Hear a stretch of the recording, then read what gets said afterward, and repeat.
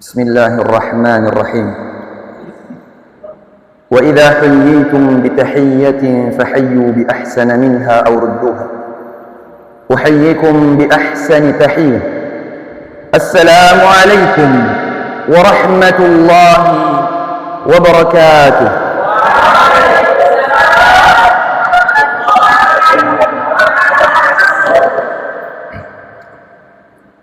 الحمد لله رب العالمين، الحمد لله الذي لا تخفى عليه خافية، يعلم السر وأخفى، ويرى مكاننا ويسمع كلامنا، ويعلم ما في صدورنا.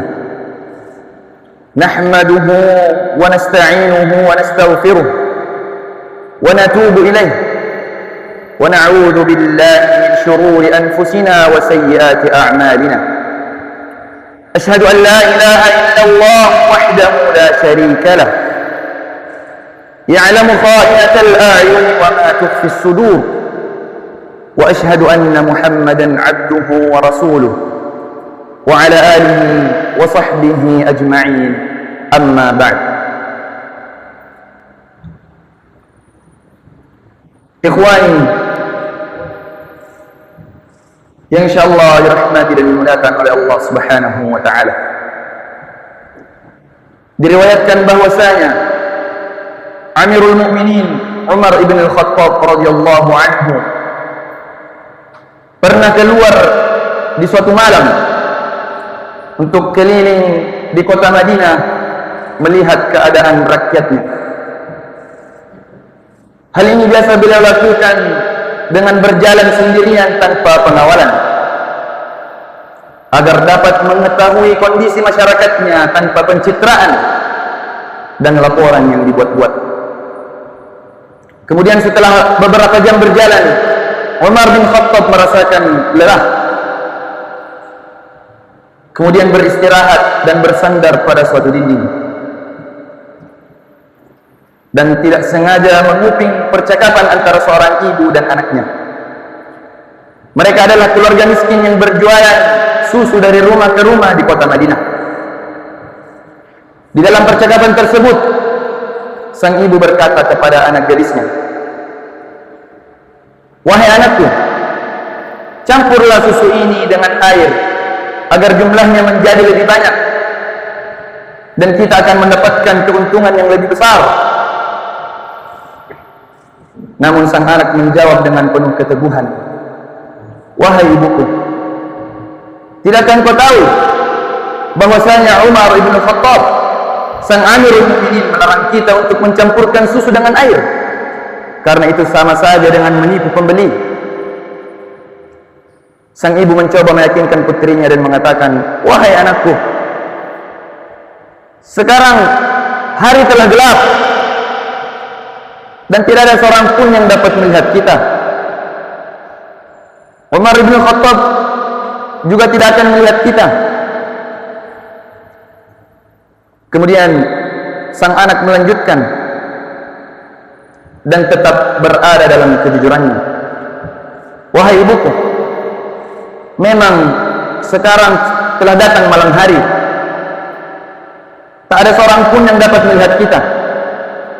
Akan tetapi, bukankah Tuhannya Umar melihat kita?" Mendengar jawaban tersebut, Umar yang sedang menguping di balik tembok merasa terharu dan kagum atas apa yang dikatakan gadis tersebut. Kemudian ia pun menandai rumahnya dan pulang ke rumahnya dengan hati yang bergetar. Keesokan harinya ia mengumpulkan seluruh anak-anaknya dan menceritakan gadis tersebut, seraya berkata, "Siapakah di antara kalian yang hendak menikah dengan gadis tersebut? Aku ingin keturunanku lahir dari seorang rahim wanita yang jujur dan bertakwa." Kemudian salah seorang putranya bernama Asim bin Umar menyambut ajakan itu dan menikah dengan gadis tersebut.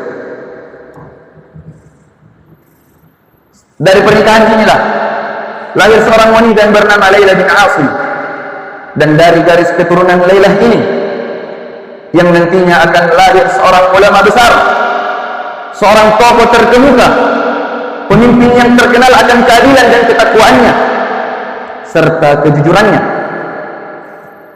Ia adalah Khalifah Bani Umayyah. Khalifah kelima ialah Umar bin Abdul Aziz. Apa pelajaran yang bisa kita petik dari kisah tadi, jemaah sekalian? Ada 4 poin penting yang bisa kita dapatkan, yang bisa kita ambil pelajarannya. Yang pertama adalah kejujuran.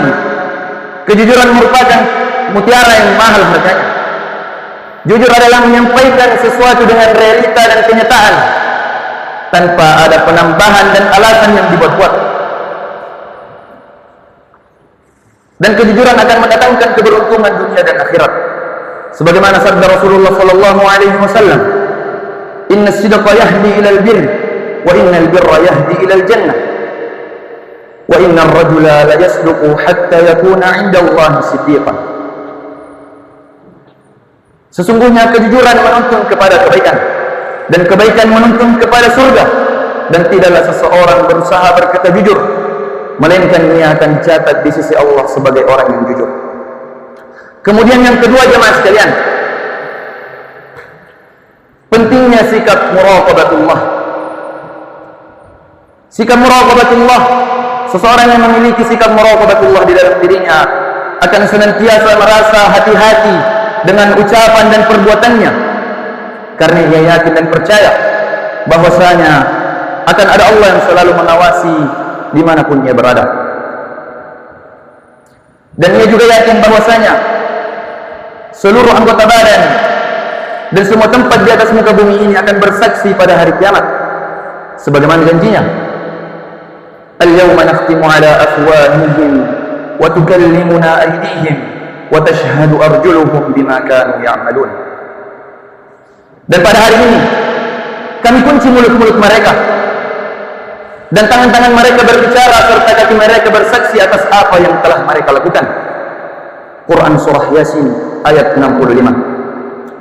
Kemudian yang ketiga, jemaah sekalian, pemimpin yang sejati adalah pemimpin yang peduli akan rakyatnya, bukan yang bersembunyi di balik istana megahnya, apalagi sampai memalsukan ijazahnya.